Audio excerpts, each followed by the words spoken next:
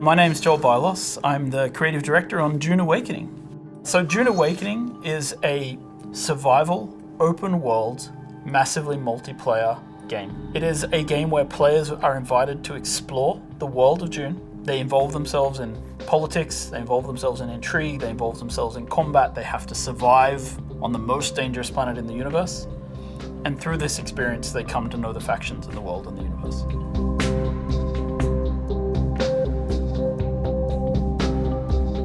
So when Dune Awakening begins, you are a castaway on the planet in the deep desert, and all you have is a knife that you've made out of scrap metal. And you need to creep into enemy camps and knife them in the back and steal the water from their steel suits. By the end of the game, perhaps you're running a guild. You have a fleet of vehicles, ornithopters flying in formation, sandbikes cruising across the desert beneath them, tanks kicking up a cloud of dust as you drive to a spice blow in the distance in order to harvest with your guild. And you see in the distance another guild coming towards you, and just as you clash, you hear the rumble of a sandworm coming. That's combat in Dune Awakening. My name is Viljar Sommerbach. I'm the game director on Dune Awakening. You start out in the desert, surviving, clinging to life, and in the end, you might become someone like the Baron Harkonnen, and then you try to cling to power. Arrakis is the most dangerous planet in the universe. Surviving on Arrakis means that you need to prepare for sandstorms, you need to find water, it's a constant threat against survival. Water discipline is an important part of survival. In the beginning, it might just be water for yourself. In the end, you might need industrial levels of water because you have industrialized your base. And the storms are an important part of survival as well. You have to find shelter in the beginning, you have nothing to your name. After a while you will have a base, and then you will build a bigger base so that that doesn't become as important. But then you always have to go out in the desert and make sure that you can compete against the desert.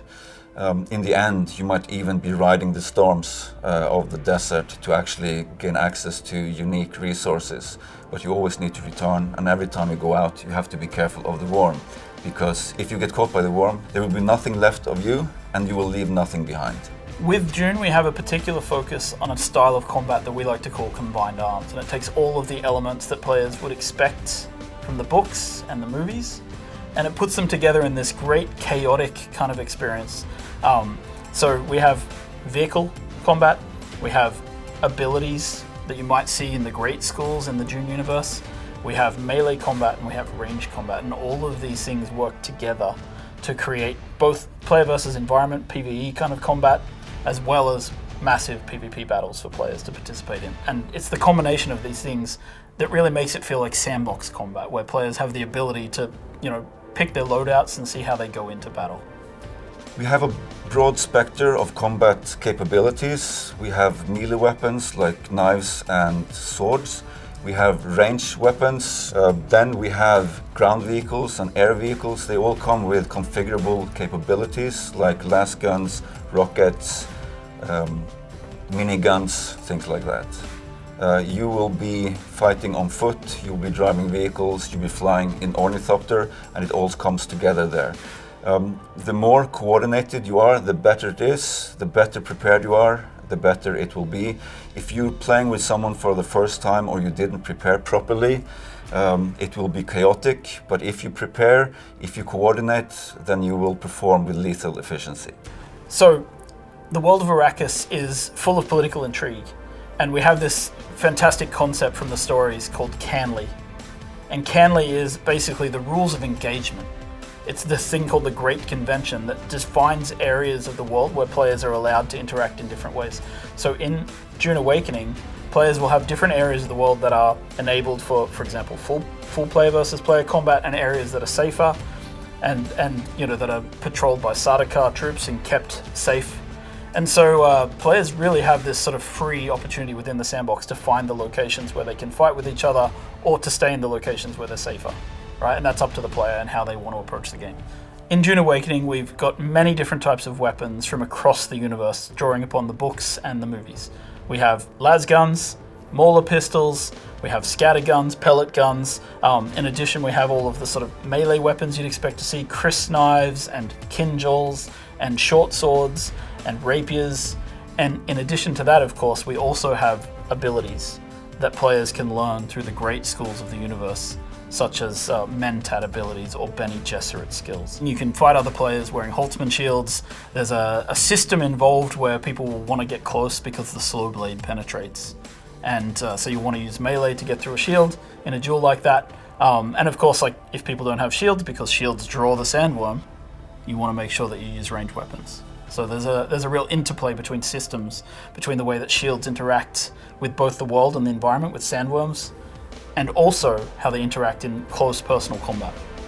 Anytime that you step onto the sands of Arrakis, you risk drawing a worm. You can multiply that by driving vehicles. On the surface, you can multiply that by using shields or suspensor belts. Holtzman technology will draw the worm.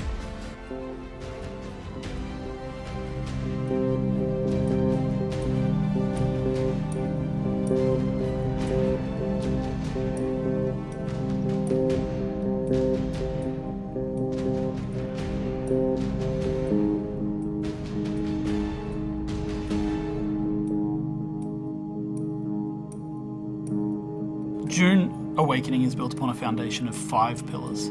Survival, which is obviously everything you'd expect to see in a survival game. It's water discipline, it's the surviving the sandstorms that sweep across Arrakis. Then we have politics and intrigue, which speaks to the faction gameplay of the game. It's about, siding with one of the factions, thinking about how they work together, perhaps assassinating members of the other factions. Then there's infinite exploration. Infinite exploration, which is one of the things I'm most excited about, is how the world changes over time. We have a concept called a Coriolis storm, and when it sweeps across the landscape, the sands shift, revealing new points of interest, hiding others, making the game renewed every week. Then we have combined arms. Combined arms is our combination of vehicles, melee combat, range combat, and abilities all working together to create a seamless sandbox combat experience. And finally, we have expression and customization, which is really more than just talking about like the visual expression and customization, which of course we have armor sets and clothing and a robust character creation. But in addition to that, it's really about play the way you want to play. Do you want to be a trader? You can do that. Do you want to be a fighter? Of course you can do that. Do you want to be a spy? Maybe that's the gameplay you're looking for. All of these things built into these pillars.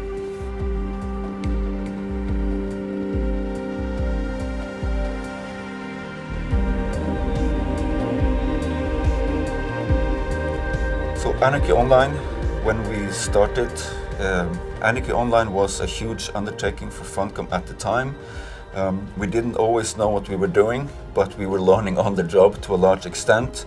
As Funcom now has a long track record of MMOs, we know we're not new when it comes of challenges relating to server technology, to relating to player population balancing, with relating to the RPG aspects of it. So everything that went into the earlier MMOs that we did comes into play here.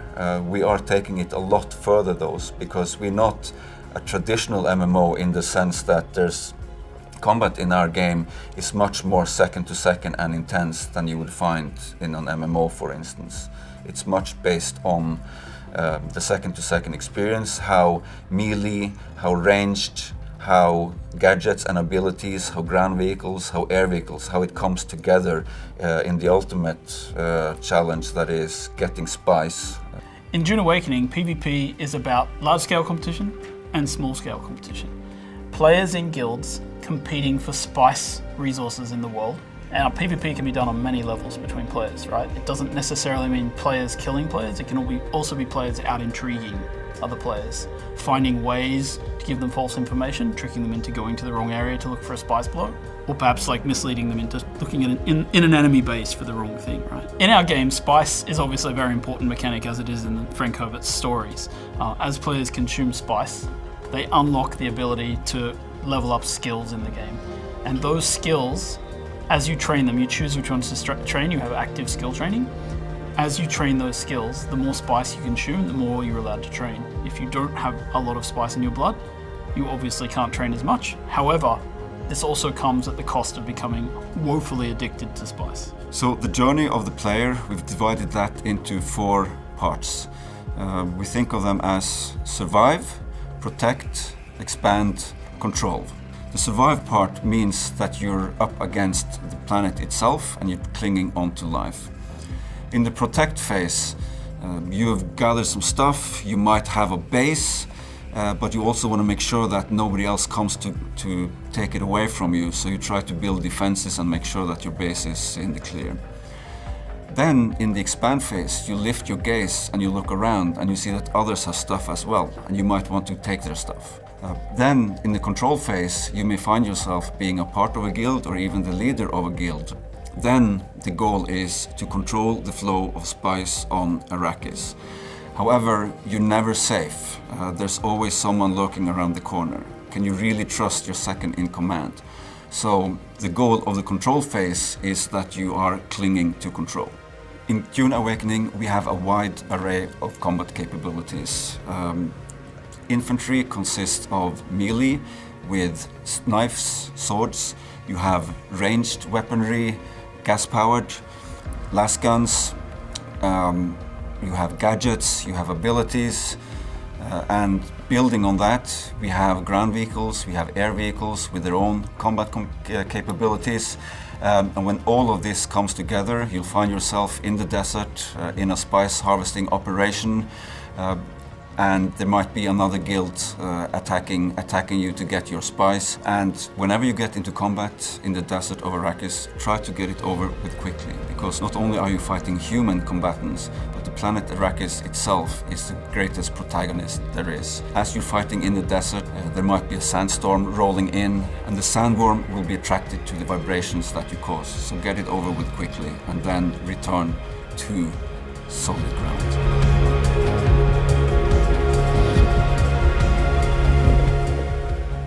So, I love to interact with the community. You should join us on our Discord channel. You should go to Steam and wishlist us so that we know how many people are excited about our game. And of course, go to duneawakening.com and sign up for our beta.